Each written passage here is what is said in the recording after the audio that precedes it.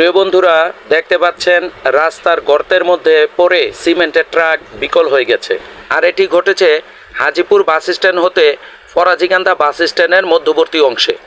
এমনিতেই এই রাস্তায় খানাখন্দে ভরা, তার উপরে বৃষ্টির উপদ্রব, সবকিছু মিলিয়ে নাকাল হচ্ছে জনগণ, এখান দিয়ে চলাচলকারী পথচারী এবং গাড়িওয়ালাগণ। দীর্ঘদিন ধরে বন্দর মদনপুর থেকে মদনগঞ্জ অর্থাৎ এই রেল লাইন নামে পরিচিত যে রাস্তাটি ব্যাপক খানাখন্দে ভরে থাকলেও প্রশাসনের পক্ষ থেকে যথোপযুক্ত কোনো সংস্কারের ব্যবস্থা নেওয়া হয়নি, যার ফলে প্রতিনিয়ত এখানে ঘটছে হাজারো দুর্ঘটনা, প্রাণহানি হচ্ছে অসংখ্য মানুষের। অথচ এগুলি সংস্কারে এবং প্রতিকারে যথোপযুক্ত এবং কার্যকরী কোনো পদক্ষেপ নেওয়া হচ্ছে না। আপনারা দেখতে পাবেন বন্দর বাস স্ট্যান্ড হতে নবীগঞ্জের দিকে যাওয়ার পথে বাগবাড়ির অল্প একটু রাস্তা পর্যন্ত মাত্র ঠিক করা হয়েছে বটে, কিন্তু এই যে দীর্ঘ 10 কিলোমিটার রাস্তার উল্লেখযোগ্য অংশই কিন্তু এখনো পর্যন্ত সংস্কার করা হয়নি, যার ফলে এখানে প্রতিনিয়ত অসংখ্য দুর্ঘটনা ঘটছে। রাস্তাটির যথোপযুক্ত মেরামত এবং সংস্কার চাইলে অবশ্যই ভিডিওটি বেশি বেশি করে শেয়ার করুন।